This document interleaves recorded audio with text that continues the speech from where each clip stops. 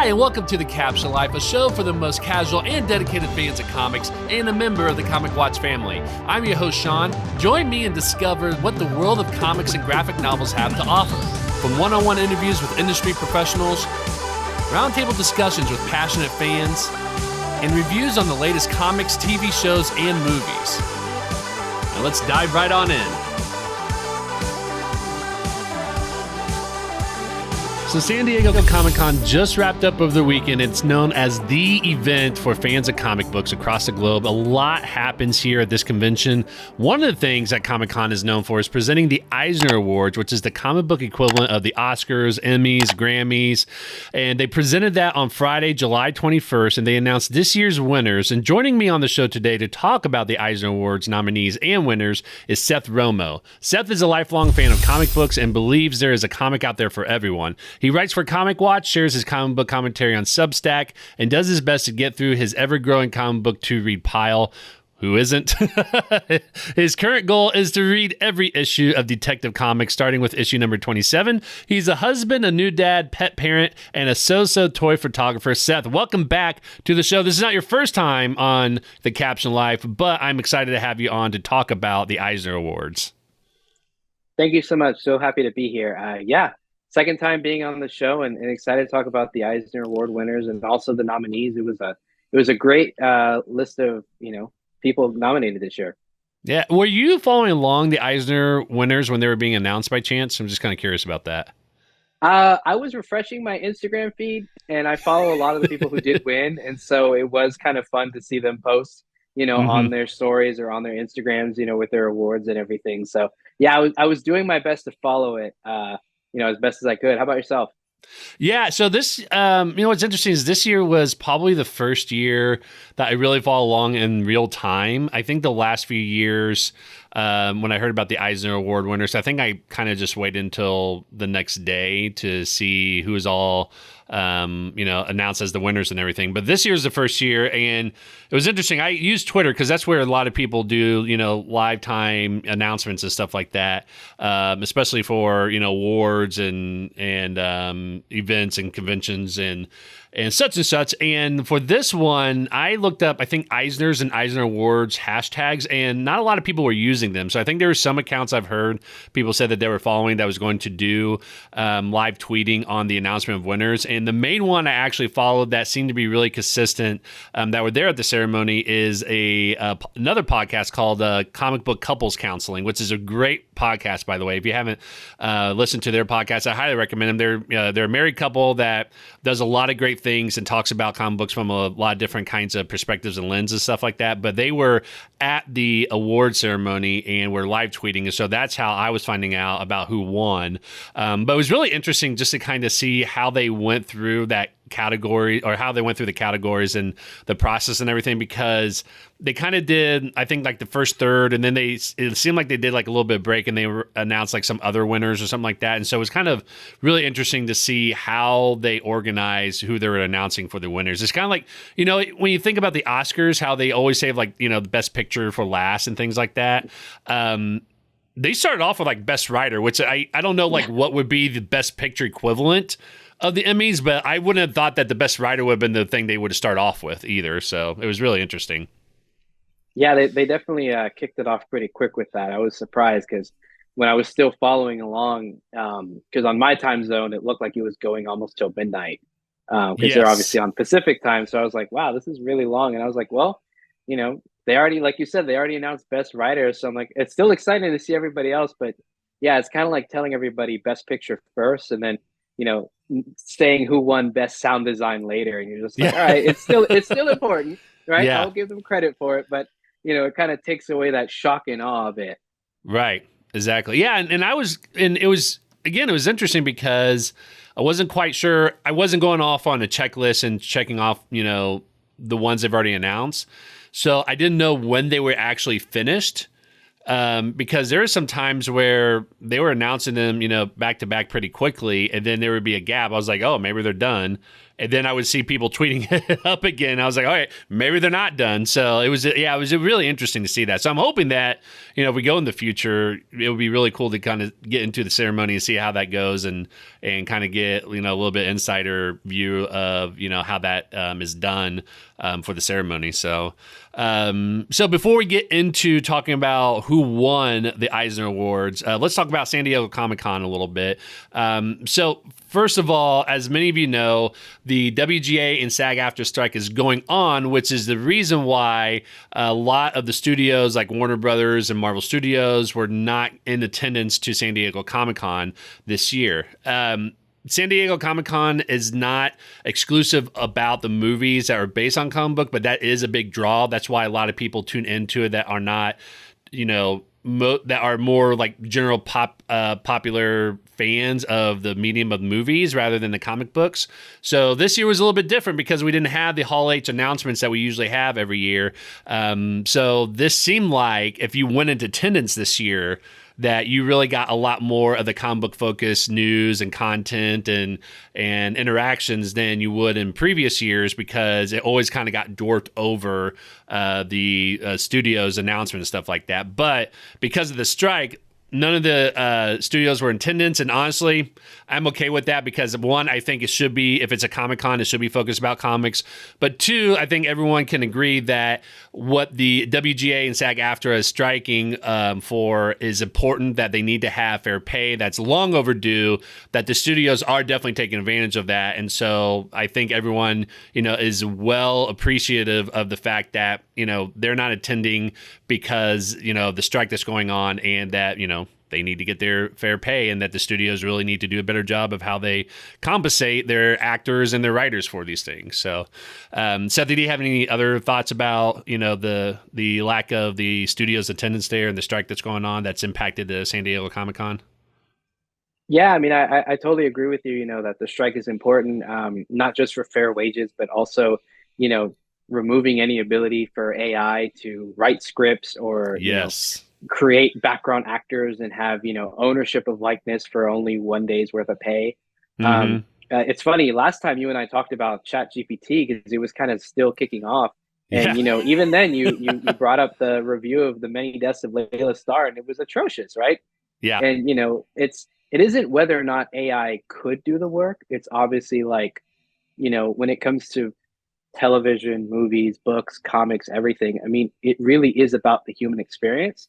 So you Right. really should have humans being the ones creating those stories, acting out those scenes and everything. So yeah, Mm-hmm. I totally agree with you, that the strike is important.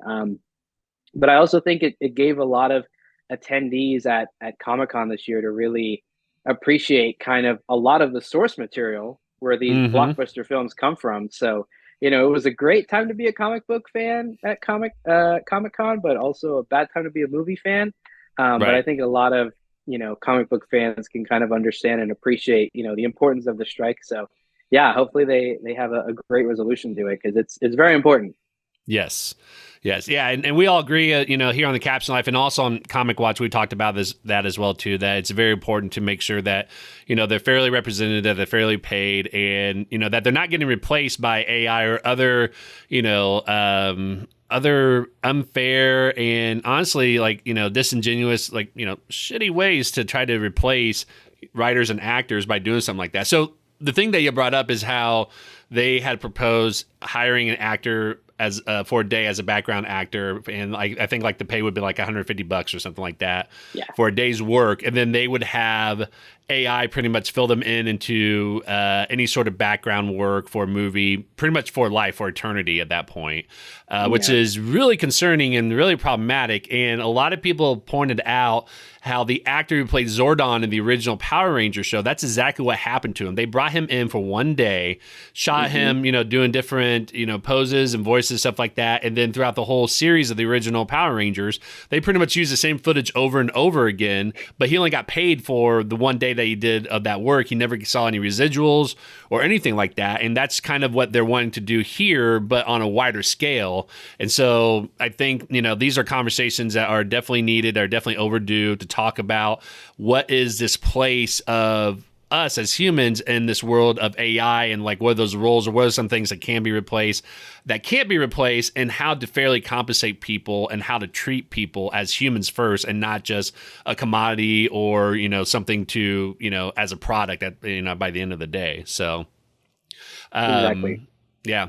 So with that being said, strike aside and all that, there were a lot of exciting news that came out from Comic-Con that was really focused on the comics. Seth, was there anything that was announced over the weekend that got you really excited about what we're going to be expecting to come from the comic book publishers this year?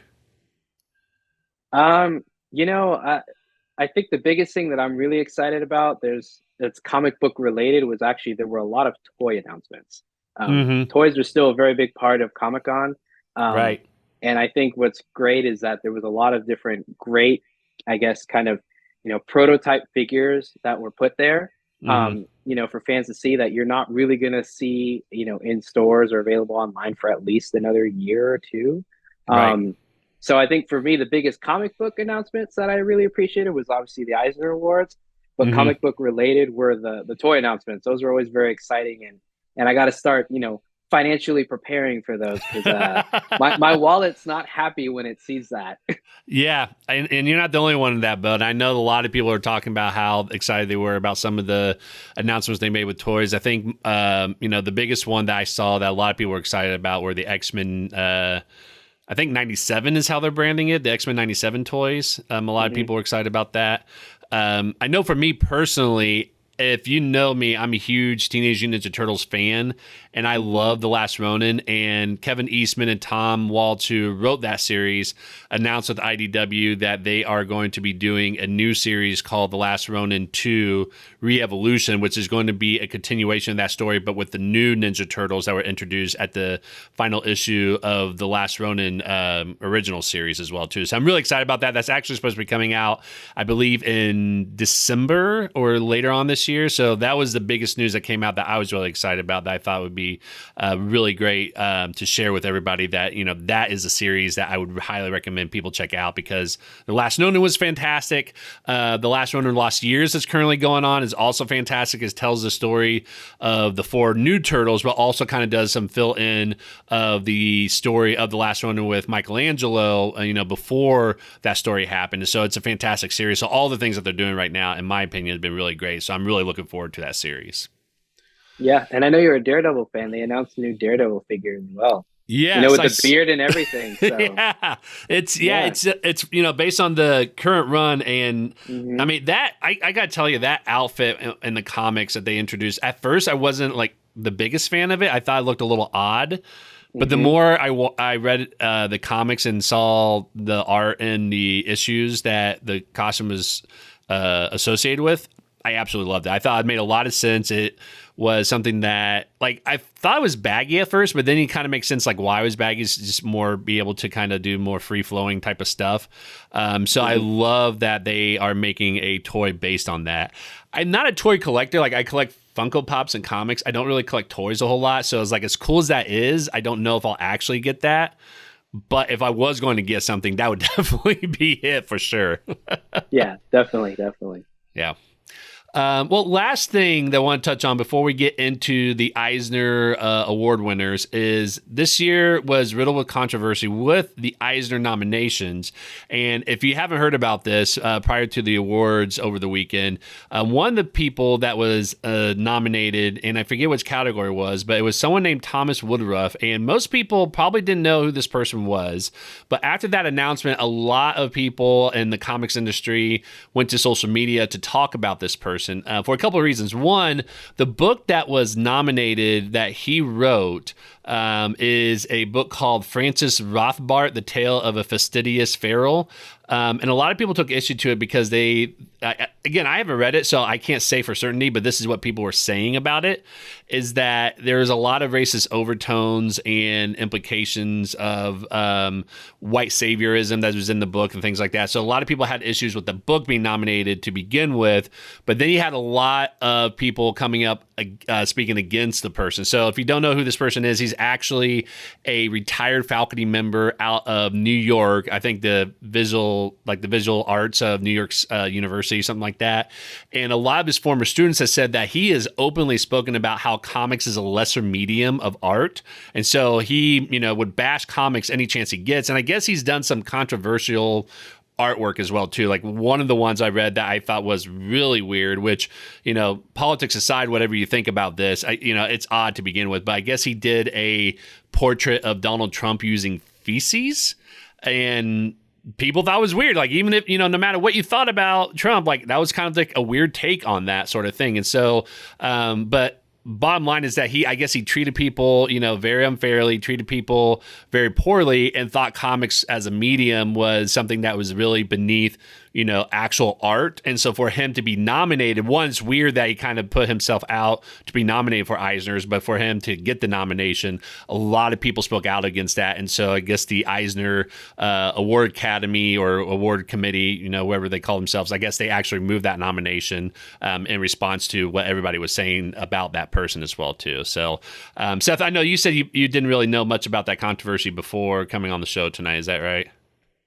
Yeah, I had looked it up, before we started this episode. I did kind of look up more about the comic he made, and yeah, I mean, on initial kind of preview images, it's pretty obvious. There's some, problematic art, problematic themes, and I also had read up on, his students saying that he just, wasn't kind of the best person, and I also read that, he wasn't the best in the way he treated his students either. Right. So, there's just, if when you think about awards, they're really supposed to highlight kind of the best of what people are putting into an industry. With the whole purpose is to move an industry forward, highlight those who are, doing a good job, pushing the envelope in a positive way, as opposed to, kind of moving a medium back, Right. And so I'm glad they at least removed him, because I do feel like that was a wise move to remove him. I'm not sure why they kind of agreed with nominating him. But, at a very minimum, if they removed him, I think that was for the best, for sure. Right. Yeah. And it'd be interesting to see what that nomination process is like and how they make those determinations. Because as we go through the winners and the categories in this episode, I think we can agree that there's some that we thought, like, we didn't know why they would actually nominate to begin with based on what we're reading there. And so it'll be interesting to see how that nomination process works. I don't know if they'll ever actually share that publicly or anything like that, but I think the more like these things come out, I think, there's going to be a little bit more transparency on what they do and how they do these certain things, especially after, what happened here and all that. Probably not fully transparent, but my guess is they'll probably, kind of do this a little bit more rigidly with their nominations than what they did this year. So, for sure. Yeah. So with that being said, so that was a little bit of a recap of San Diego Comic-Con and, the Eisner Awards pre-award ceremony. So let's dive in to the categories of the Eisners and the winners. So if you're interested in knowing the full list of the categories and winners with the nominees, I will put a link in the show notes below to an article from Comic Watch that lists all the categories, the winners and nominees. For this episode, we're just going to list the categories and winners very quickly because we want to recognize and congratulate all those who are winners.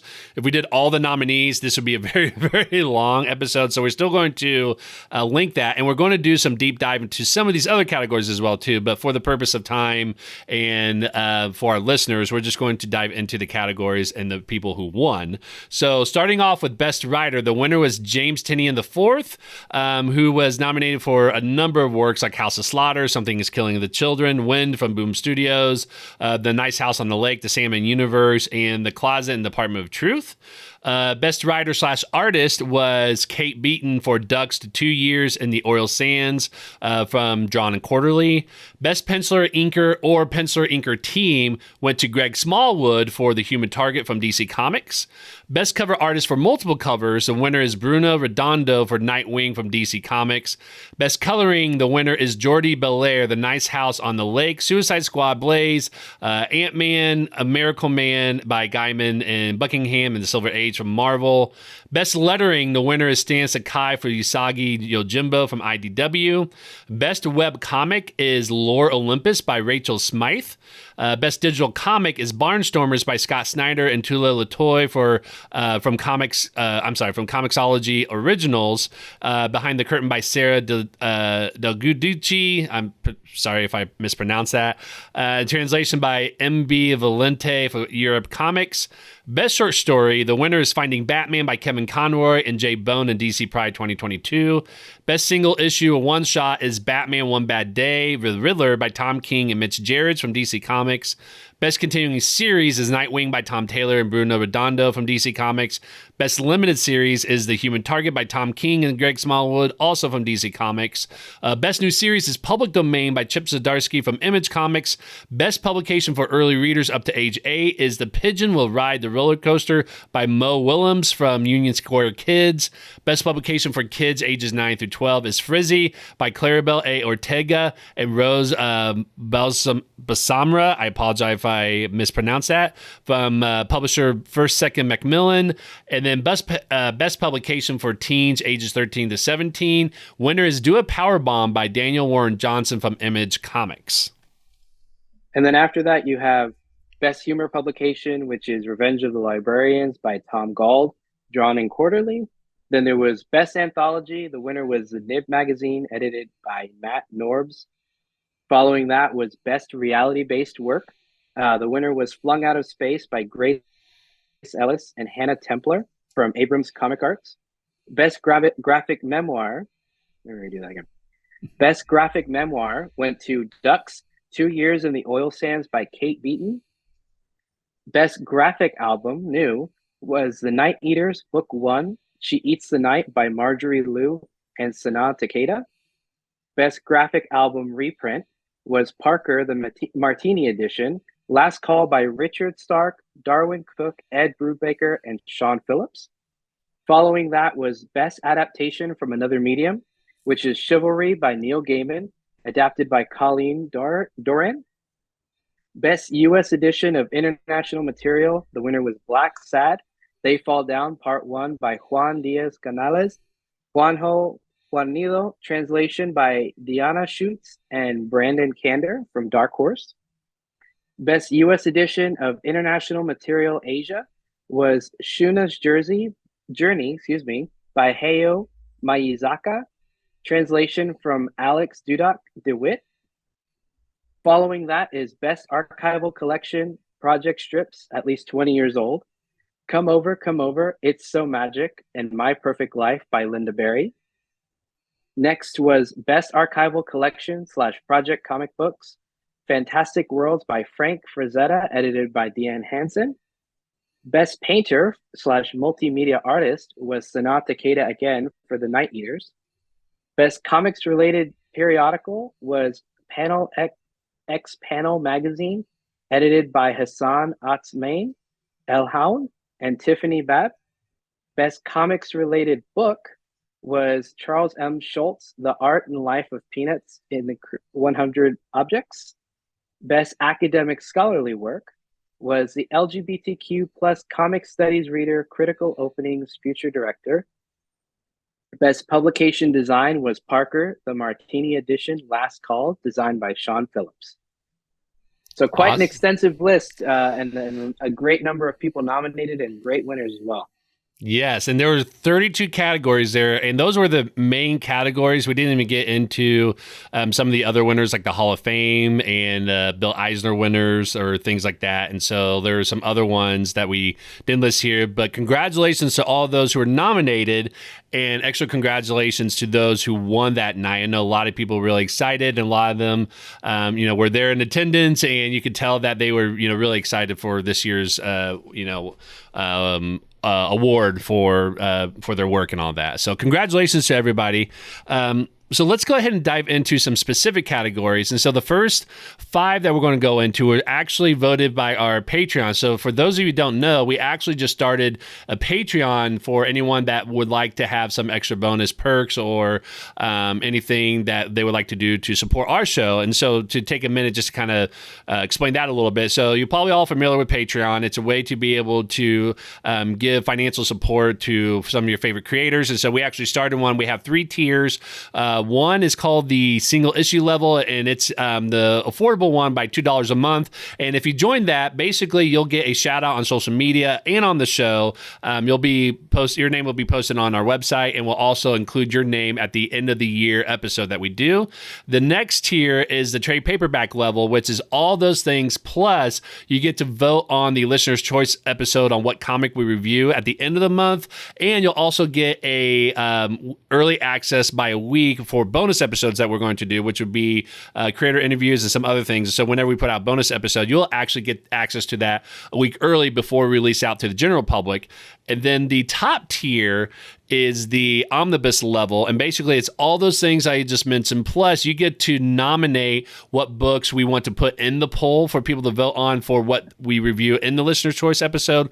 And whenever we interview comic book creators, you actually can provide questions that you want us to ask the creators, and we'll make sure to ask them in our interview for that. So if you're interested in that, I do have a link to the Patreon in the show notes that you can check out. Look at that. If you want to join, that'd be great. We're really excited to have anyone to help support us, and you'll get those benefits immediately as soon as you sign up. So with that being said, we allowed our omnibus level Patreons to vote on what winners they want us to do a deep dive on. And so the first 5 that we're going to talk about based on that poll is best writer, best single issue / one shot, best continuing series, best limited series, and best new series. So let's go ahead and start off with the best writer. So as we mentioned earlier, the winner was James Tynion IV, who wrote House of Slaughter, Something's Killing the Children, Wind, The Nice House on the Lake, Sandman Universe, Nightmare Country, The Closet and Department of Truth.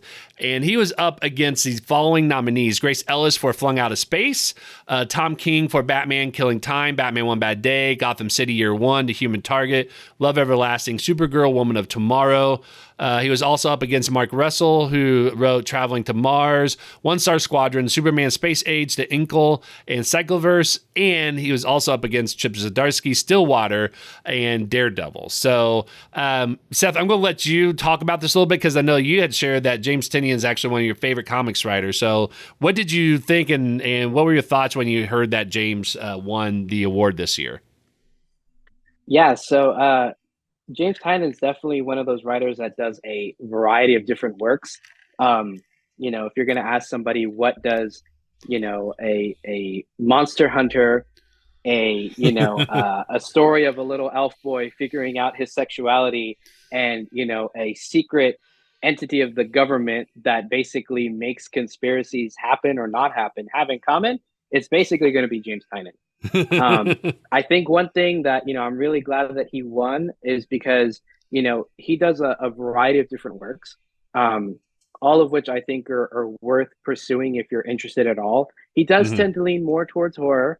So if you're not a big horror fan, I totally understand that. But, I think one thing I appreciate is he doesn't like to kind of stay still. He's always kind of focused on his creator owned works, as well as, he still maintains that connection with DC. I think one of the books he was also nominated, or part of why he was, nominated and won, was the horror series Nice House on the Lake. Right. So as a James fan, I was happy to see that he won. He was actually the one I first saw on my Instagram feed who posted a story, saying, "Hey, I did it." But yeah, he's definitely one of those stellar writers who, is being published at, Image, DC, Boom Studios. I mean, he's kind of everywhere now. So, I mean, to me, it makes the most sense that he would win Best Writer, considering the number of different works he's doing right now. Now, let me ask a clarifying question. So I think I heard you say, is his last name pronounced Tynion? So it's actually Tynion. Tynion, okay. Tynion, yeah. I used to call it Tynion, and then I heard an interview with him, and he said Tynion, and he said his name looks like it's spelling tiny onion.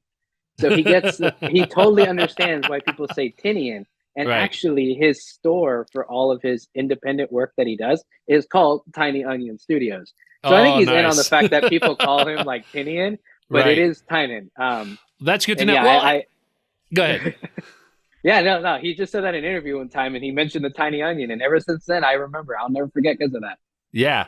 Well, in the genre and the medium of comics where you don't hear things pronounced, it's always, kind of a crapshoot in the dark of if you're pronouncing it correctly or not. Like whether it's author's last name, if you're pronouncing that correctly, or even, a name or title or something inside the comic itself. Like I'll say, for example, for X-Men, whenever they're talking about Krakoa, like I'm assuming I pronounced that correctly. I don't know for sure. And so it's one of those things where, because of comics, like you don't get to hear it pronounced unless they phonetically spell it out somewhere. And so it's always a crapshoot if you're actually pronounced that correctly. So I'll try to remember it's James Tynion IV. Yeah.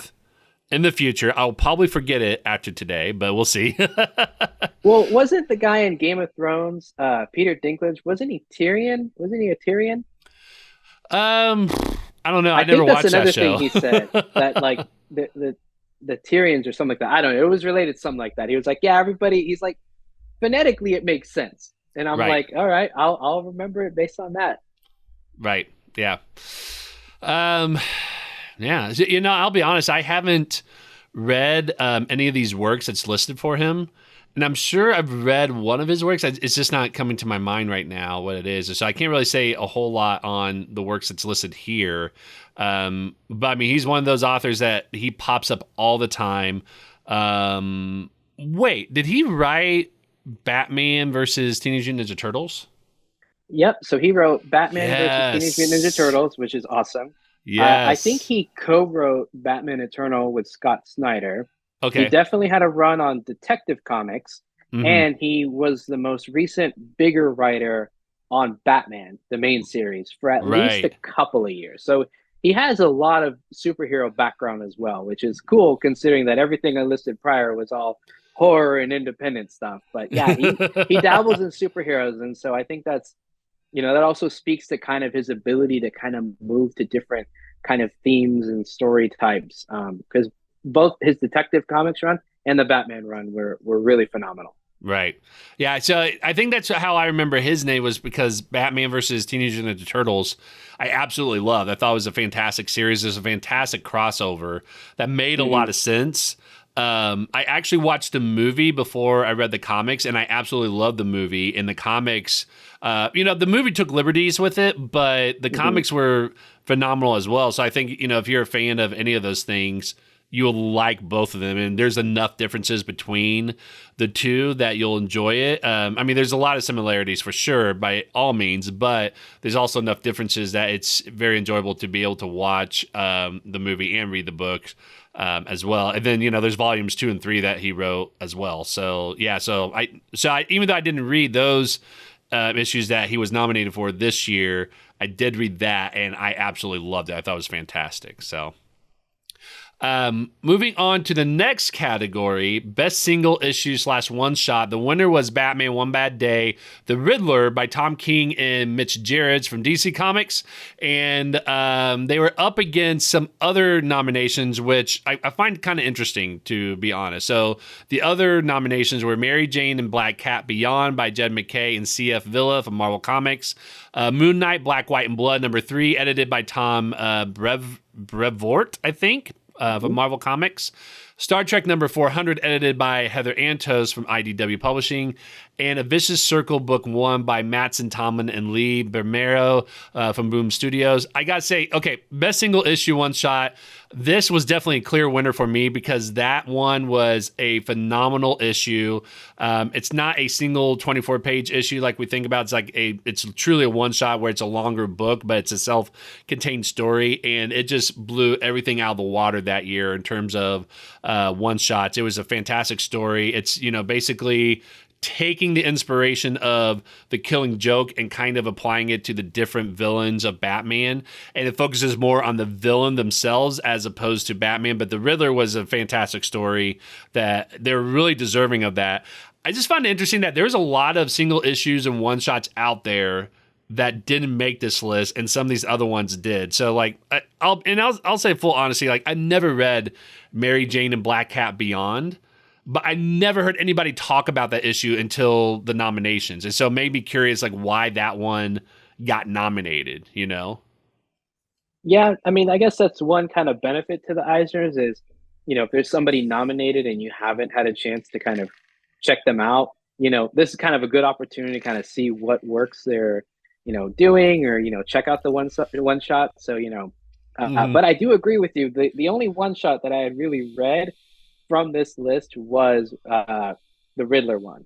And Right. I agree with you. That one was definitely the clear winner. It was creepy. It was dark. It was and I'm actually more of a digital reader, so I'll read on like my tablet or my phone.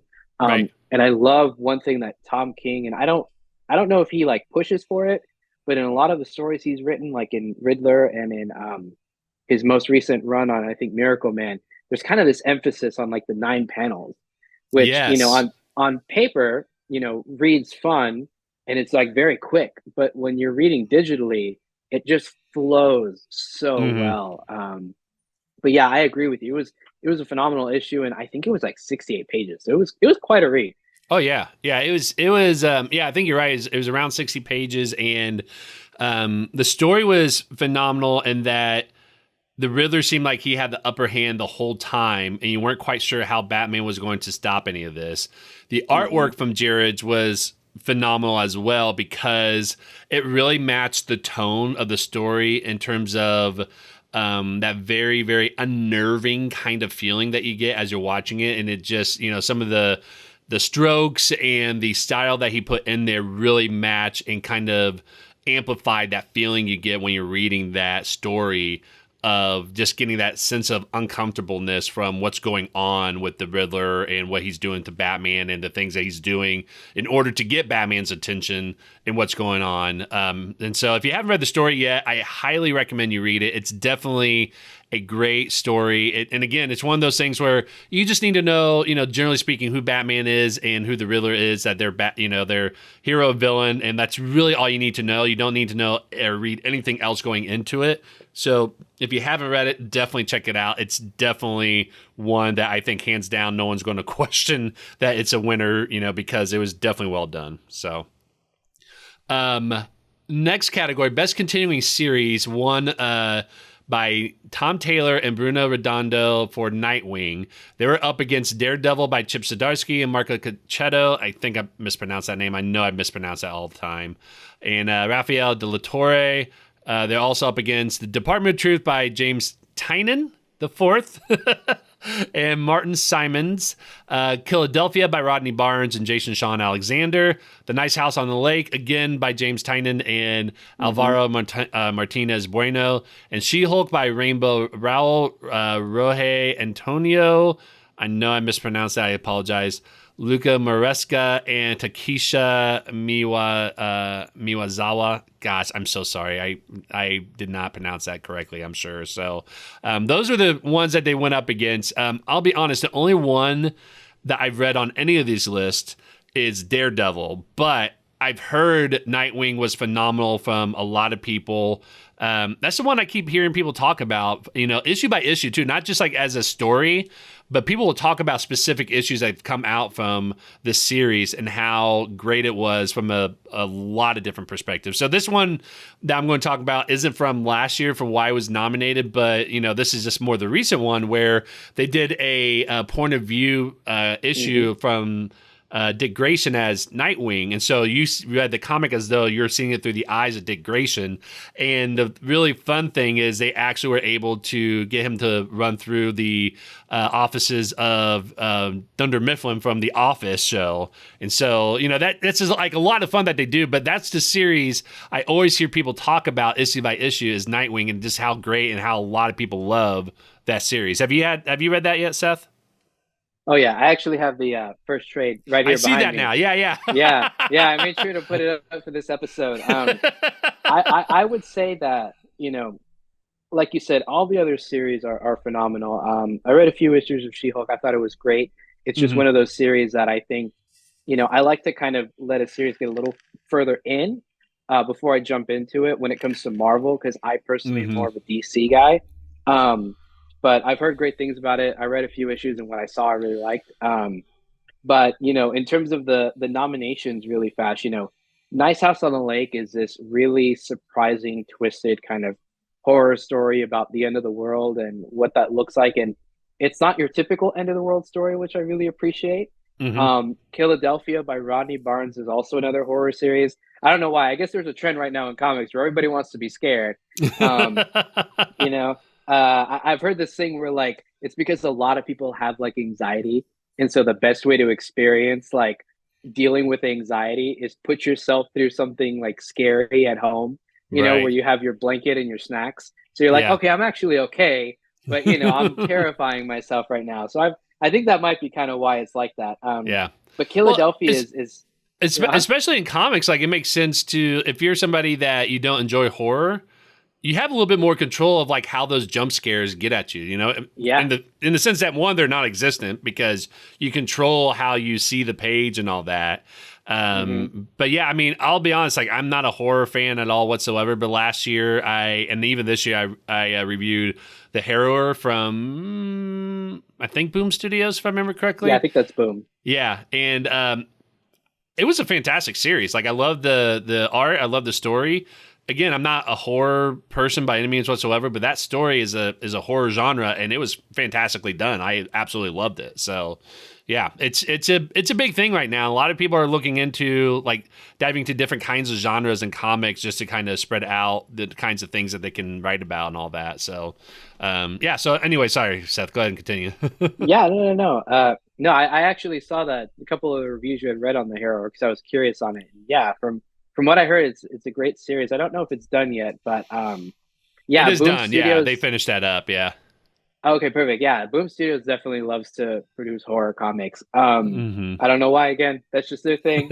But Philadelphia is also a great series for anybody who hasn't checked it out. I mean, it's basically about vampires in Philadelphia, and you find out that some of the forefathers of the United States were vampires, and you learn about the entire intricacy of starting point of founding fathers to kind of where we are now with modern day society with vampires and kind of seeing the sort of tension and issues. There's a lot of it's a very politically heavy book. I will say that. So somebody who Right. isn't aware of that going in might want to be aware of that.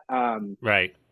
But as a series, it's phenomenal. Rodney Barnes is actually doesn't just write comics; he also writes like TV shows and stuff like that. So he's Hmm. he's all over the place. Department of Truth again by James Tynion. That one's about conspiracies.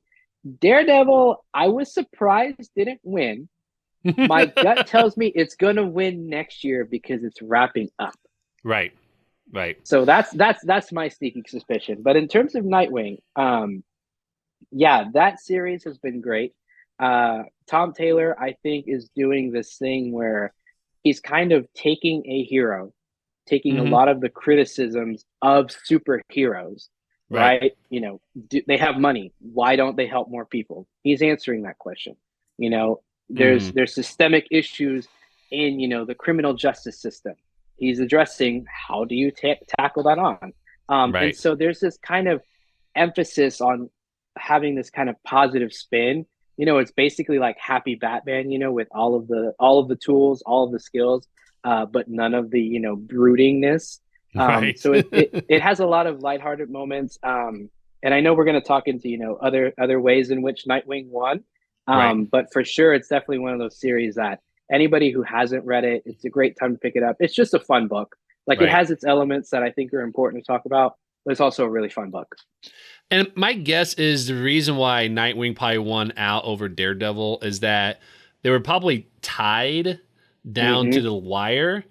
But if you think about it, Daredevil always sells, right? Because it's a class A, type of hero or A-list type of hero.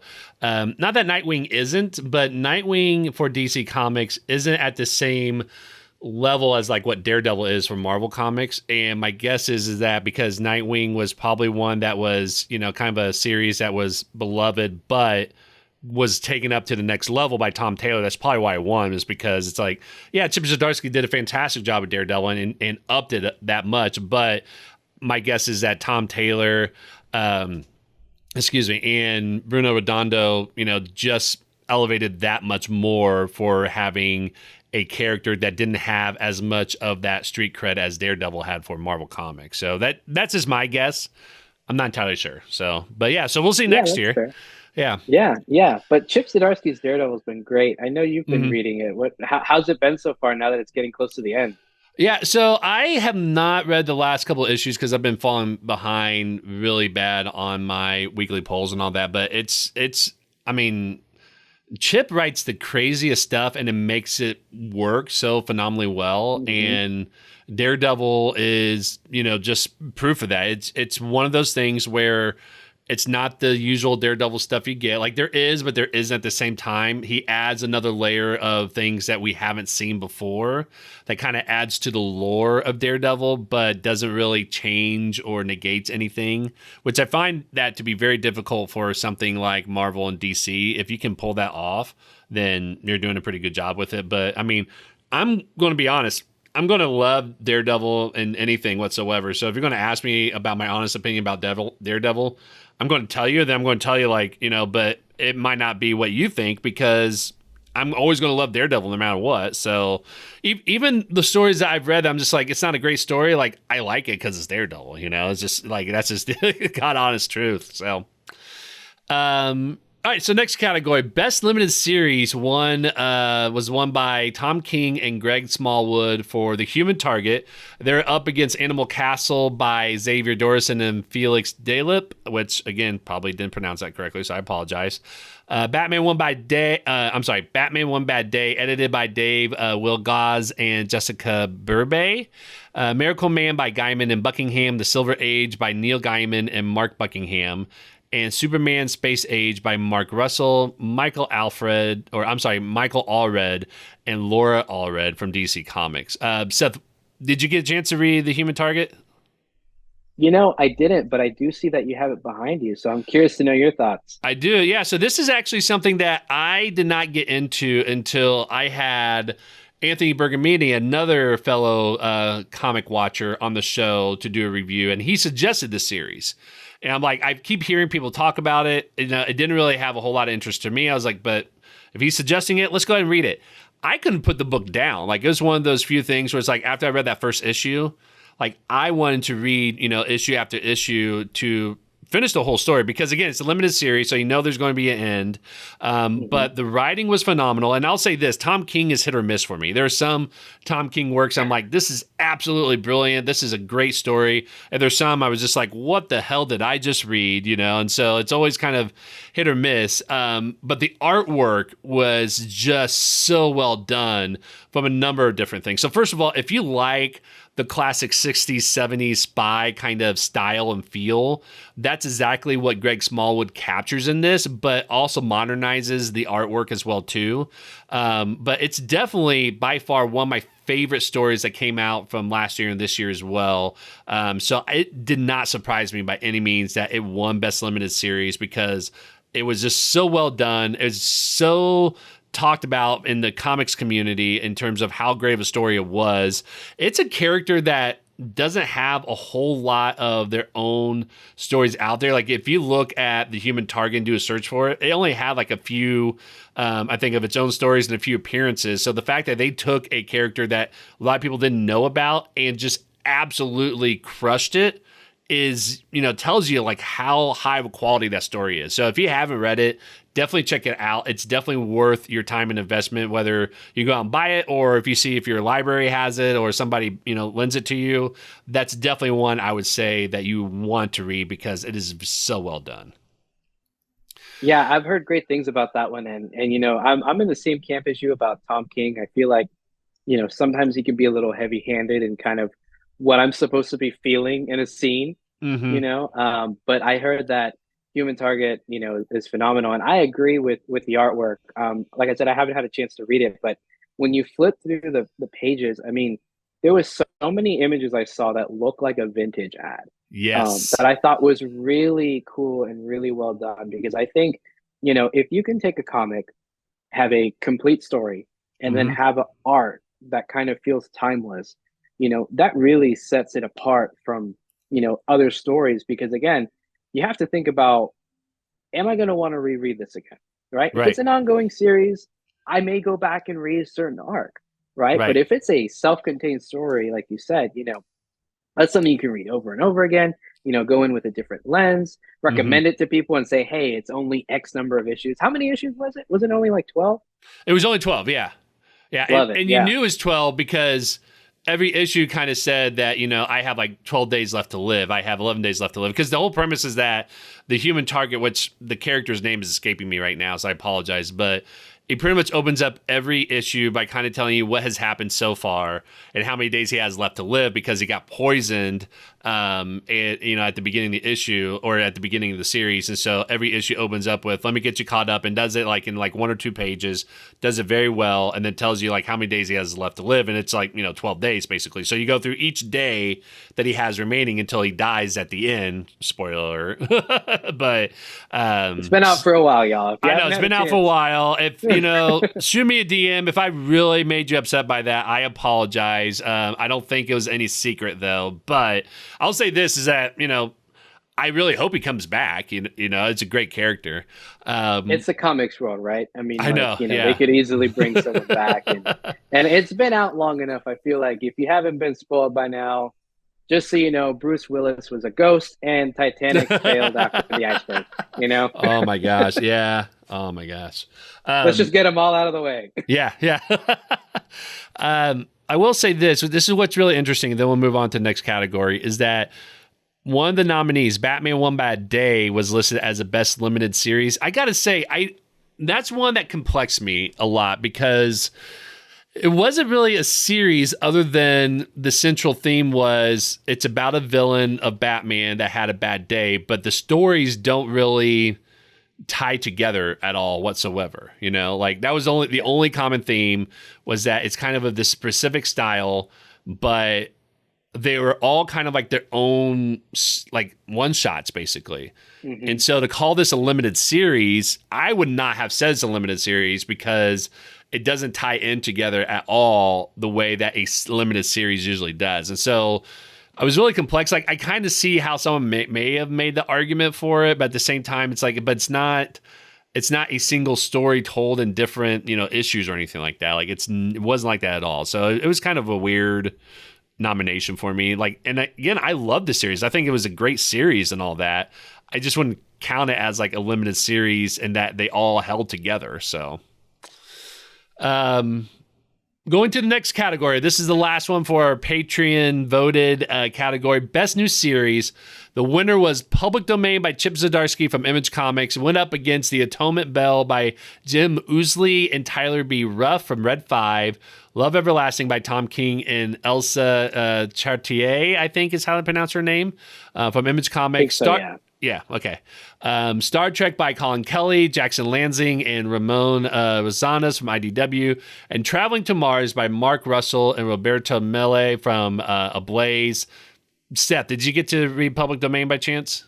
So regarding Public Domain, it is on my to-read pile. I do have the first issue because I wanted to get into it because Chip Zdarsky is an amazing writer, and also Chip Zdarsky is really funny. So if y'all aren't following him on Substack, I highly recommend it. He just has like this, I think, just kind of twisted, kind of self-deprecating sense of humor. Right. Like for example, I think his most recent Substack he wrote, not the one that just came out, but like a few before that, was like how he was an extra in X-Men randomly. He just felt like sharing that story. And he's just such an interesting person that, it's a bummer that, he didn't win for Best Writer because I also think he's phenomenal, but I'm so glad he won for Public Domain. Did you get a chance to read it? I know what it's about, and I read the first issue, but I didn't get a chance to get past that. Yeah, so it's actually one, I can't remember why I decided to get it, but I saw it come out in trade paperback form, and I've heard a lot of people say great things about it, so I just went ahead and bought it and read it earlier this year, and it's definitely one that I absolutely love that I recommend to people if they don't want to have another superhero story. It's still a comic book story in the sense that it's kind of a meta story, right? It's about a writer who wrote a comic book like way back in the day, and a company owns the rights to that and are making like, how much money off of the character that this person wrote. And it's centered around the son of that writer who is trying to get fair pay and stuff like that for his dad. And his dad was just like, I was just happy to do it and everything. And so one of the things that's great about Chip Zdarsky's work is that he can really take a complex emotion or experience from a person and make a character out of that. And that's exactly what this book was about. It was pretty much taking the various experiences and emotions that a comic book writer might feel and express that through different characters. And so, having that, I'm just happy to be doing this sort of thing is expressed in the dad, and then the frustration of, the comics writer getting, cheated out of the money that this multi-billion-dollar corporation, which, okay, it's a commentary on Warner Brothers and Disney, right? Like, let's not kid ourselves. That's exactly what it is how they own those rights, and they're making a bunch of money off of it, and they're not paying, look at that. They're not, making fair pay for the people who help, create those stories and things like that. And they made better strides, but they still have longer strides to go in this day and age. But that story of Public Domain was just a really fun one. Is that it's a very meta way of thinking about as a commentary on the industry now, but it's very heartfelt and emotional, and it really focuses on the relationship between the son and father as well. So it's definitely one where if you don't want a traditional story of a superhero in a comic book, but you want to have something that might be a little bit familiar as a commentary on the industry itself, like this is a great one that also, it really highlights a relationship between the father and son very well too. So it's definitely deserving of a Best New Series.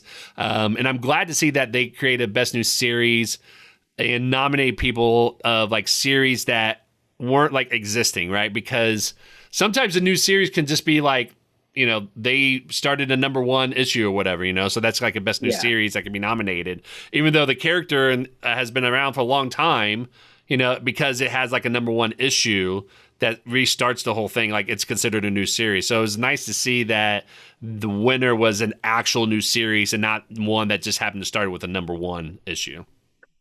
Yeah, I agree. I mean, with Public Domain, I feel like it talks about a real problem that, like you said, has gotten better in the comic books industry, but also was a very big problem. I know we might have time to talk about the Bill Finger Award, but Bill Finger was the co-creator of Batman and created all the elements that people love about Batman. But everybody remembers Bob Kane. So his granddaughter, Athena Finger, who actually, was kind enough to be interviewed for Comic Watch, and I was able to talk with her. She gives out the Bill Finger Award every year, and I even messaged her on Instagram saying, hey, hope San Diego Comic-Con was great. Did you get a chance to give out the Bill Finger Award this year? And she was like, yeah, I did. I was super excited. But that award is really important, and if we have time, we'll talk about that more later. But it recognizes creators in the comic book industry who didn't get proper recognition in the past, right? Not just in terms of creator credit, but also financially. And so I'm glad Chip Zdarsky, is leveraging the fact that he's such a skilled writer, is such a powerhouse person in the comic book community right now. To create Public Domain. Because when I read kind of the synopsis, I was like, yeah, this is an important story that I kind of think needs to be standard reading for most comic book fans, if not all, because it's an important topic that I think everybody takes for granted. And the families of those people who help create certain major characters, that are owned, like you said, by Warner Brothers and Disney. Those families look at it and they're like, well, yeah, I'm frustrated because, and family member of mine didn't get credit. So I'm glad you liked it. I'm looking forward to reading it. So I'll definitely have to bump that up on my to read pile for sure. Yeah. Oh yeah, definitely. I agree completely. It's definitely, there's a reason why I won Best New Series. And I haven't read the other four that was nominated, but I mean, I'll be honest, like I'm just not surprised that it won that because it was really, well done for a number of reasons. So for sure. So those were our 5 categories that our Patreons have voted for the topics that we should talk about. We also had some categories that we wanted to touch on, but again, we want to, not make this a very, very long episode either. And we're, I think we're coming up to almost an hour right now. But let's do this, Seth. You and I both had categories that we wanted to cover. How about we each choose one to talk about, and then we'll also make sure that we hit the Bill Finger Award winners and the Russ Manning Best Newcomer Award as well too. How's that sound? Yeah, that sounds great. Yeah, I'd like to talk about Best Short Story. Which one did you want to cover? Actually, that was the one I wanted to cover as well too. So Oh, let's okay. just talk about that one. Yeah. I'll take Yeah. best cover artist then. Okay. All right. All right. Yeah. All right. So let's go ahead and start with your pick then, Seth, is best cover artist then. Yeah, so best cover artist went to Bruno Redondo for the Nightwing series. Again, that series has been phenomenal from a storytelling perspective. Also, like you said, it's bringing Nightwing to the forefront. I think DC is really wanting Nightwing to be kind of more of a household name. Mm-hmm. And so, with that being said, one thing I love is they are letting Tom Taylor and Bruno Redondo just have some creatively fun moments in that series. Mm-hmm. Like you said, there was a point of view issue. There was also an issue that was entirely meant to look like one continuous scene that Mm-hmm. they did. But one thing that they've also been doing is Bruno Redondo is having a lot of fun with the covers. And so some of them have been memes that you've probably seen before, like the group of guys that's like one of them's like, oh, Yeah. they did that, with Nightwing and all the other Titans behind him. And just every single cover is just phenomenal. I mean, it really is a reminder, that comics are a fusion of words and art, Mm-hmm. and so Bruno Redondo's art is just, chef's kiss. It's amazing. Yeah. Yeah. Well, and the people he went up against were really household names as well too. So Jim Bartle Mm-hmm. was nominated for her work on She-Hulk, which her art, I'm a huge fan of her art, and I saw that she tweeted out a while back that she mostly does cover art because that's the one that unfortunately is more consistent and higher paid to do cover art than the interior stuff, which I found that like really informative because I guess I never really realized that. But she said it's more consistent in terms of they'll guarantee pay and they ask for it like in advance and stuff like that. And I guess that's kind of a different story for interior artists, depending on where you're at in the industry. He was also up against Alex Ross for Astro City, which I will say this. I know Alex Ross is a huge powerhouse name. I know so many people love Alex Ross.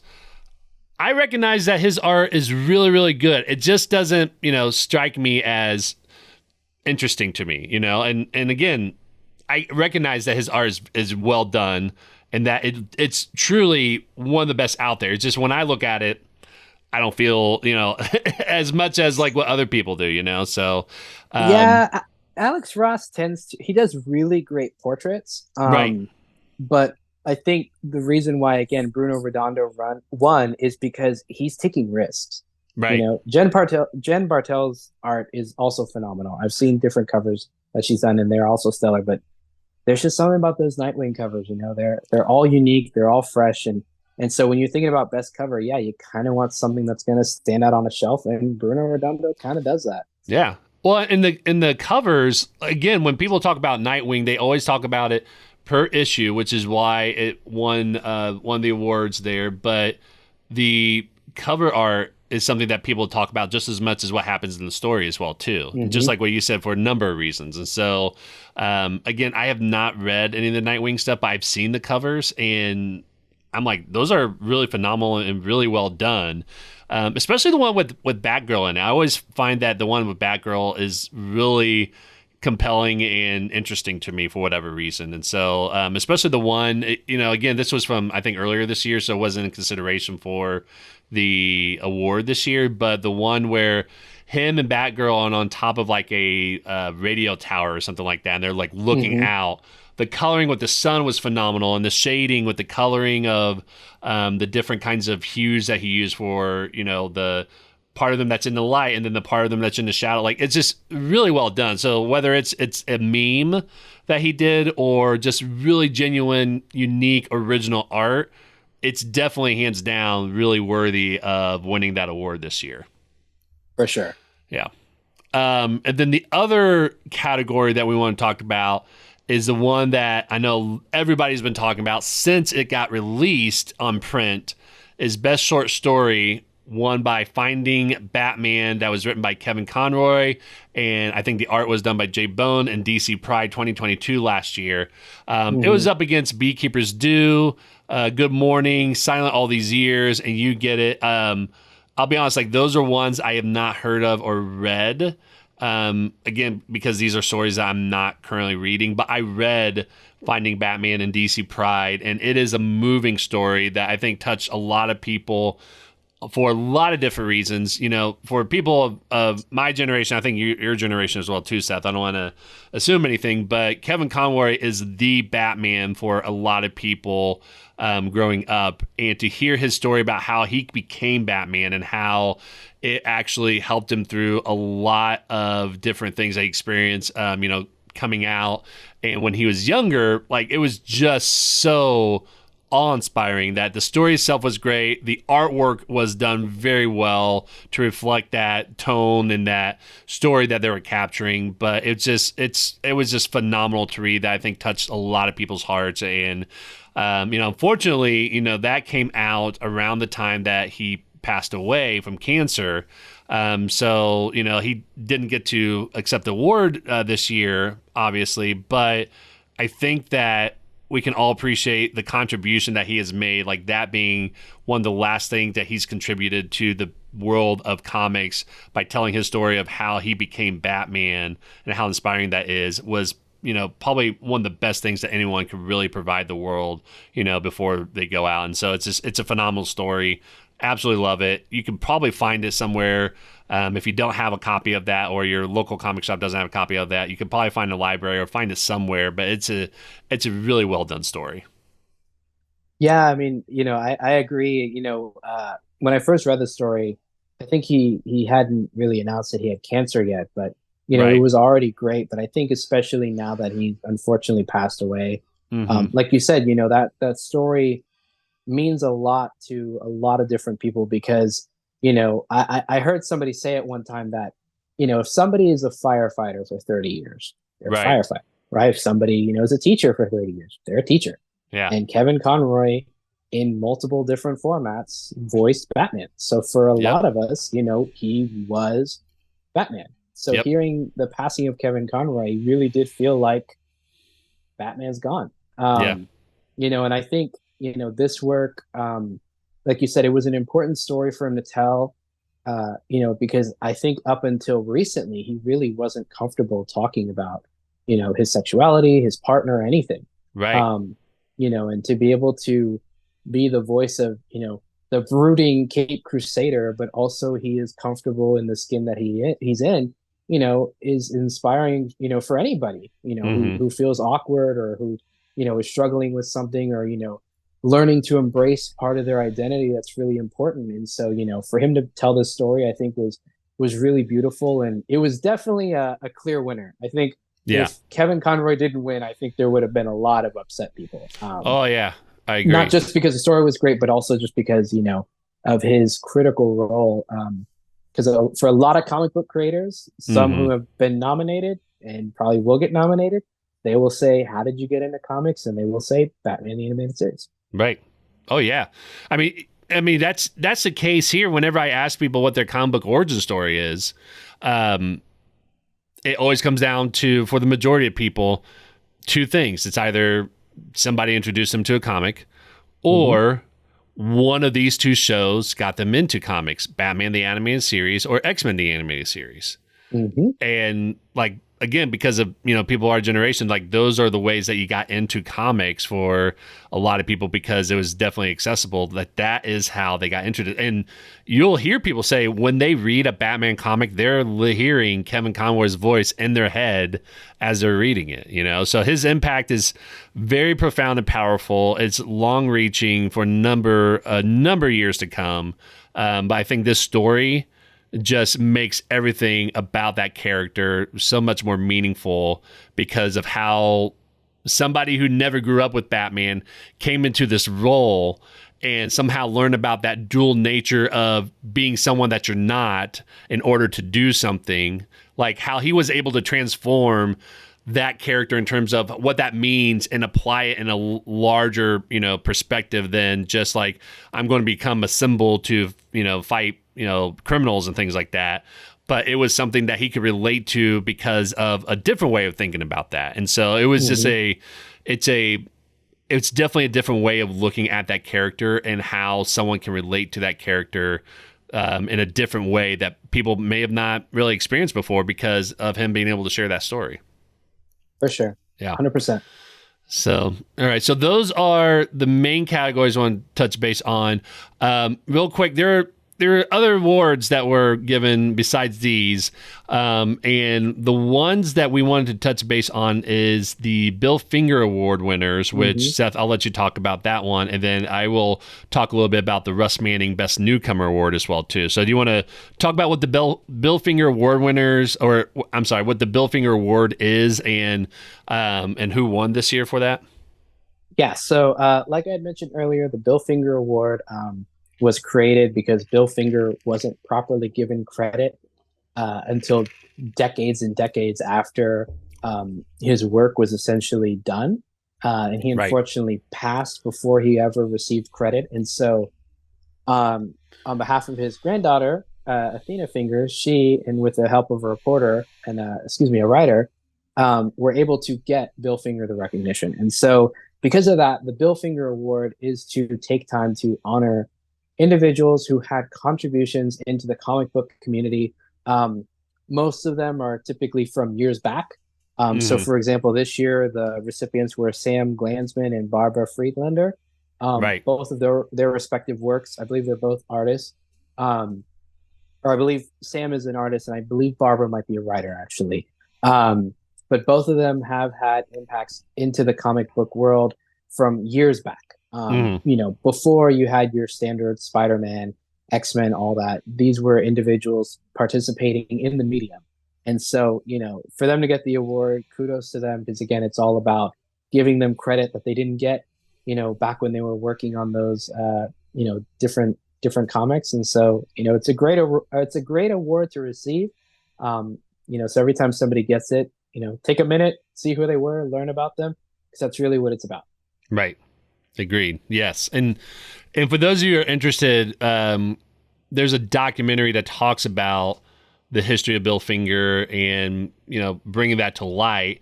I think the movie's called Batman and Bill. Is that correct? Mm-hmm. Yeah. Yep. It's really well done. I think it's on Hulu, if I remember correctly, or at least it used to be. That's how I saw that. But it's very well done, and it's definitely the reason why we know who Bill Finger is and why you see more credit is given to him, like moving forward, even in movies. It used to be, Batman created by Bob Kane, so if you watch a 1989 movie, like that is in there. But now when you watch any sort of movie or TV show that has Batman in it, it'll say created by Batman or created by Bob Kane with Bill Finger. And so, so it's great that they have awards to recognize those that made those contributions. The last category I want to touch base on is the Russ Manning Best Newcomer Award, which they've been giving this award out to people, I think, since its inception. The winner this year is Zoe Thorogood, which I found it interesting because Zoe was actually nominated for 5 different awards, which is the most of any individual, I think, this year, or maybe in a long time too. I don't know if any one individual had more in a single year, but she was nominated in 5 different categories. Didn't win any of those categories. And so my guess is they wanted to give her Best Newcomer because she's blowing it out of the water. Like I read her work, It's Lonely at the Center of the Earth, last night because I was really interested in seeing her work because I've heard great things about it. She was nominated for 5 categories. She won the Best Newcomer. So I was really curious. And I'll be honest, like her work is definitely something to check out. When I read like the first quarter of that book, it was a little odd to me because it's not something that you usually see in other comics, but by the time you get to the end of it, it is a beautiful piece of art of a different way of telling stories and drawing stories in the comics medium that I think we're all going to, keep an eye out for. Whenever Zoe's name shows up on a comic, that it's going to be something worthwhile to read, whether she's a writer or an artist. And so, I find it unfortunate that she didn't win any of the categories that she was nominated for. My guess is, they gave her newcomer not as a what's the word I'm looking for? Not as a what's the word I'm looking for? Consolation prize. That's what I was thinking of. Yeah. Not because of a consolation prize necessarily, but I think, they know that, for her to come out like just be a breakout star and be nominated for 5 categories, and unfortunately, then win. I think it was just like, if they didn't give her best newcomer, like hell would have broken loose, but it's definitely something to check out. If you haven't read out like any of her works, again, she was nominated in 5 different categories. Read any of them. It's definitely something to check out. So those are the Eisner Awards for 2023. As always, we're going to wrap up our episode with the comics we're reading. But first, just a reminder, this show is part of Comic Watch, and we do reviews on comics, TV, films, and we're always looking for writers. So if you are somebody that's interested in writing or want to get started with writing reviews, definitely check out the show notes below. We have a link to the application for you to apply to be a writer for Comic Watch. We're always accepting applications. It takes us about a week to get back to you. So if you're interested, check out the link in the show notes. Next week's episode, we're going to be reviewing Spider-Man Life Story with Comic Watch reviewer Aaron Kleinman. So I'm really excited to have him on the show to talk about and review Spider-Man Life Story, which is also written from Chip Zdarsky as well. So let's go into the comics that we're currently reading. So let me just start off by saying that the last few weeks' episodes, we haven't announce what other people are reading because I've had to record those ahead of time, so I didn't get to include those. So I'm going to go ahead and share with everybody some of the things that people have shared what they're reading for the past few weeks. So starting off with our Comic Watch community, Anthony Bergamini said that he just read some of George Perez's Wonder Woman, Jurassic League. Indie-wise, he started reading Coda, which I gotta say, like, Jurassic League does not appeal to me, but I've heard so many people say that Jurassic League is actually a fantastic story. Have you read any of the Jurassic League stuff, Seth? I'm about halfway through. I believe it's by Daniel Warren Johnson. I think the only way I could describe it is that's one of those comics that's so outrageous that you really just need to kind of put on like a heavy metal album and just like read it like as if you're just like rage reading. It's just wild, but it actually works. The art is a little weird. I will give you that. Well, you're drawing dinosaurs that's wearing superhero outfits. Like it's going to be difficult, right? but I don't know. I mean, it's also like that's so awesome if you think about it. I mean, how do we know dinosaurs didn't have superhero outfits? We just learned that they had feathers. True. Yeah. B-Rat said that they're reading the post-crisis Batman main titles, said Batman/Tech, and just got to the Wagner Grant Breyfogle era of Detective 583 and the early Starlin Aparo run of Batman 416. And these are 2 of his favorite runs on the post-crisis Batman. Should be required reading for anyone who calls themselves a fan. Also attempting to read the current volume of Spider-Man, which Anthony Bergamini actually shared, has said that he pities B-Rats for that. Ooh, yeah, I've heard about the current Spider-Man. Yeah. Well, and it's I actually enjoyed the current Spider-Man run. It's the Amazing Spider-Man that I've heard a lot of people had a lot of issues with. So yeah. That's fair. Yeah. So, and then Gabriel De Jesus said, just read through all 4 volumes of the manga, I Think Our Son is Gay, and it is just the sweetest, quickest read ever. Reads like a hug. It's a story about a mom just going through her love of her son, who's pretty sure is gay, and he's really bad at hiding it. So, I have not heard of that one. I am not into manga as much as I'd like to be, but that is something that I'll probably definitely check out once I get to a point where I can actually start reading manga and not have to be overwhelmed with the amount of comics I have to read. Yeah, I agree. In our Discord server, the Lunacasters, which again, if you're interested in joining other people to talk about a lot of different nerdy and geeky stuff, I'll put a link in the show notes as well. But Otto Know Better said, latest GN library checkout is Teen Titans Raven from Kami Garcia and Gabriel Piccolo. Year the Collector said, I'm trying to get caught up with all the White Knight back issues. Sean Murphy and company have been creating one of his favorite universes. And Kim from the ODPH podcast podcast said Rogue and Gambit from Marvel getting caught up on the iconic X-Men couple's latest tale before the next issue on July 12th, and this is coming out way after that, so that tells you how long ago this was. But Rogue and Gambit is a fantastic read as well, too. I haven't read some of the other ones listed here, but Rogue and Gambit I'm absolutely loving. I think it's a great series from Stephanie Phillips. It's fantastic, so... So thank you, everybody, for sharing what you're currently reading. Seth, do you want to share with us what you're currently reading? And if you want to, I know I didn't get a chance to tell you this ahead of time, so I apologize, but if you want to share whatever comics that you're going to be reviewing for Comic Watch as well, too, so that way people can keep an eye out for that. Yeah. So the main series that I've been following as a reviewer for Comic Watch has been Something is Killing Children. Issue 31 just came out this past week. I thought it was really great. The Something is Killing the Children series, it has been a little bit of a slow burn lately. Mm-hmm. And so it was kind of nice to see the action pick back up, the tension pick back up. That's again by James Tynion. It's a horror series. Yeah. The title doesn't give it away. But it's definitely a really well done series. One of the coolest character designs. It's very simple. They have masks or bandanas with teeth on them. It's just really cool. Yeah. But what I also started jumping back into was Radiant Black. Okay, yeah. I think it's the Catalyst War. Yes, the Catalyst War. Yep. Mm-hmm. Yeah, Catalyst War. Yeah. I thought, you know what, I'm going to jump back into the series, and it's always been a series that I really enjoyed. It was a fun read. Don't take it too seriously. And jumping back into issue 25, I was like, you know what, I'm glad I'm jumping back in. I'm like, I feel like I missed a chunk of it. But issue 25 came out this past week as well. For those of you who don't know, it's kind of like Power Rangers. It's made by Image. The guy who writes it used to write Power Rangers. Yeah. If you like Power Rangers in any capacity, just give it a shot. There's a lot that's relatable for millennials struggling today, is all I will say. And a whole different host of different characters. So those are really the two big series that I've been kind of leaning into. There's others that I review as well, but those are the two big ones that I kind of want to give a shout out for this episode. Yeah, definitely.